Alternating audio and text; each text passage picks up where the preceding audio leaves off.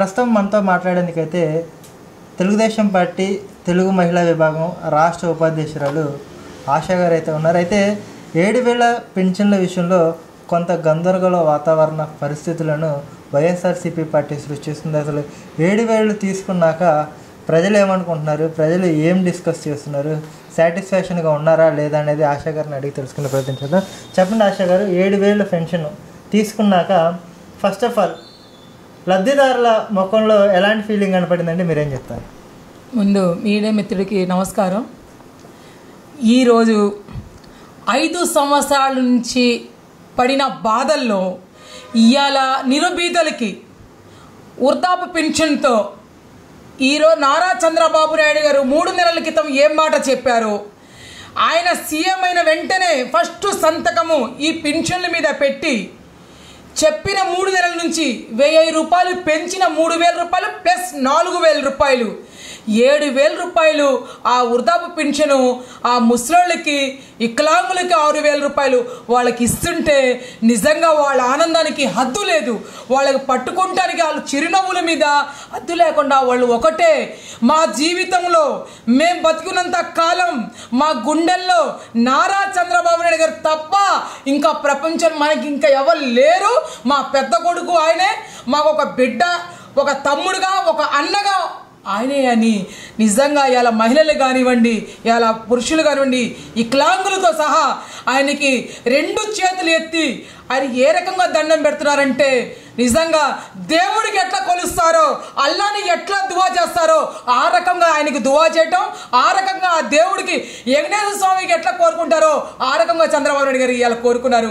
అంటే తెలుగుదేశం పార్టీలో నారా చంద్రబాబు నాయుడు గారు చెప్పిన మాట తల దాటరని ఈ ఆంధ్ర రాష్ట్రంలో ఉన్న మహిళలందరికీ తెలుసు, ఆంధ్ర రాష్ట్రంలో 5 కోట్ల ప్రజలందరికీ తెలుసు.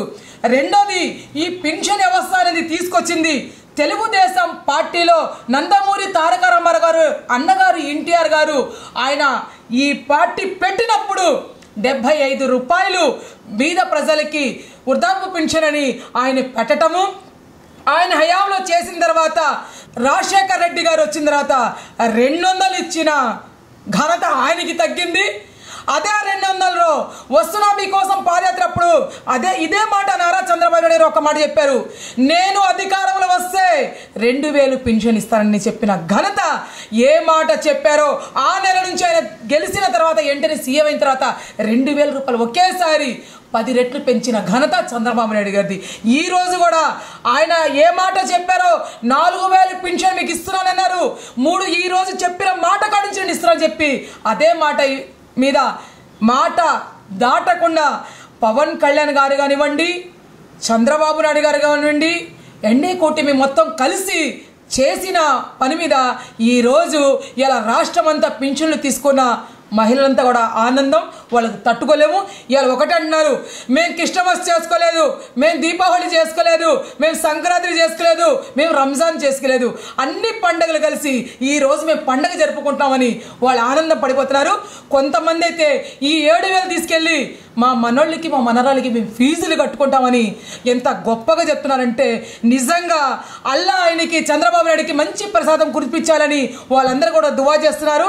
ఇంకొక విషయం, ఇవాళ ఎన్టీఆర్ జిల్లాలో పశ్చిమ నియోజకవర్గంలో మరి ఈరోజు పింఛన్లు కార్యక్రమంలో మరి మా మొహమ్మద్ ఫతావుల్లా గారి ఆధ్వర్యంలో ఎంత పండుగ వాతావరణంగా జరిగిందో, ఆయన సమక్షంలో ఎంతమంది బీద వాళ్ళకి మరి బాబు గారు ఏ రకంగా పింఛన్లు శాంక్షన్ చేపించి చేయమని పంచమని ప్రతి గడపకి వెళ్ళి ఇంటింటికి వెళ్ళి వాళ్ళకి ఇంట్లో నుంచి తెల్లజాము 5:30 కాడి నుంచే తలుపులు తెట్లు వాళ్ళకి ఇవ్వటం జరిగింది. అట్లానే మొహమ్మద్ ఫతావుల్లా గారి ఆధ్వర్యంలో మంచి పండుగ వాతావరణం జరిగిందని ఇలా పశ్చిమ నియోజకవర్గంలో హర్షం వ్యక్తం చేస్తున్నారు. అంటే ఇంకో పక్క చూసుకుంటే వాలంటీర్లు లేకపోతే పెన్షన్లు సరిగ్గా పంచలేని దౌర్భాగ్య పరిస్థితి నెలకొంది అని చెప్పేసి గతంలో అంటే వైసీపీ ప్రభుత్వ హయాంలో పదే జనాలకు చెప్పి వాలంటీర్ వ్యవస్థ చాలా బ్రహ్మాండంగా ఉందని చెప్పేసి ఇదే పెన్షన్దారులతో వాలంటీర్ల మీద ప్రశంసల వర్షాన్ని కురిపించారు. ఇప్పుడు వాలంటీర్ల ప్రమేయమే లేకుండా ఒక్కరోజులోనే రాష్ట్ర వ్యాప్తంగా తెలుగుదేశం పార్టీ శ్రేణులు కానివ్వండి, సచివాలయ ఉద్యోగులు కానివ్వండి, కోఆర్డినేషన్లో మీరు ఎలా డిస్ట్రిబ్యూషన్ చేశారు? నిజంగా వాలంటీర్ల వ్యవస్థ ఉందా లేదంటే మీరేం చెప్తారు? నిజంగా మీకెవరు చెప్పారో తమ్ముడు? వారంటీలు ఉన్న వారిని వాళ్ళకి చంద్రబాబు నాయుడు ఒక మాట చెప్పారు, మీరు ఎవరు రిజైన్ చేయవద్దు, మీరు రిజైన్ చేయవద్దు, నేను అధికారంలో వస్తే మీకు 10,000 రూపాయలు నేను జీతం ఇస్తానని చెప్పిన మాటకి కట్టుబడి ఈ రోజు కూడా ఉండారు. రెండోది ఏంటంటే కొంతమంది వైసీపీకి చెందిన నాయకులు బలవంతంగా పాపం వాళ్ళకి రిజైన్ చేపించారు. వాళ్ళు బలైపోయారేమో కానీ వాళ్ళు రిజైన్ చేయని వాళ్ళు ఇలా హీరోల్లాగా కూర్చోనండి వాళ్ళ సమక్షంలో వాళ్ళ వ్యవస్థల్లో ఇలా సచివాలయ వ్యవస్థతో సహా అందరూ కలిసి తెలుగుదేశం పార్టీ వాళ్ళు వెనక నుంచి వెళ్ళి ఏదైనా ఎక్కడైనా బాబు గారు కానీ పవన్ కళ్యాణ్ గారు ఒక్క మాట చెప్పారు, ఎక్కడైనా 1 రూపాయి కూడా తగ్గినట్టు కనబడితే వెంటనే వాళ్ళకి సస్పెండ్ చేస్తారు. అదే తెలుగుదేశం పార్టీ వాళ్ళు ఎవరైనా ఇట్లాంటి పని చేశారని ఇప్పుడు చెప్తున్నారుగా, అట్లాంటి పని చేసి ఉంటే వాళ్ళ పార్టీ సభ్యత్వం నుంచి కూడా రద్దు చేసే అవకాశాలు చంద్రబాబు నాయుడు గారు ఇచ్చారు. ఇంత నీచమైన తెలుగుదేశం పార్టీలో ఉన్న కార్యకర్తలు కాదు, నాయకులు కాదు, ఆ పని చేసింది వైసీపీ సైకో ప్రభుత్వంలో. ఆ రకంగా 2,000 రూపాయలు పెన్షన్ ఇచ్చి 200 తీసుకున్న ఘనత వాళ్ళది. ఇవాళ 7,000 గర్వంగా ఇచ్చి మీరు ప్రతి ఇంటికి తీసుకెళ్తాం, ఎక్కడన్నా 100 రూపాయలు కాదు 10 రూపాయలు మీకు తగ్గినాయి అని అడిగితే నేను రాజకీయాల నుంచి బయటికి వెళ్ళిపోయి నేను అంట్లు తోముకుంటా, ఇంట్లో నుంచి బయటికి రాకుండా ఉంటానని సవాల్ చేస్తున్నాను.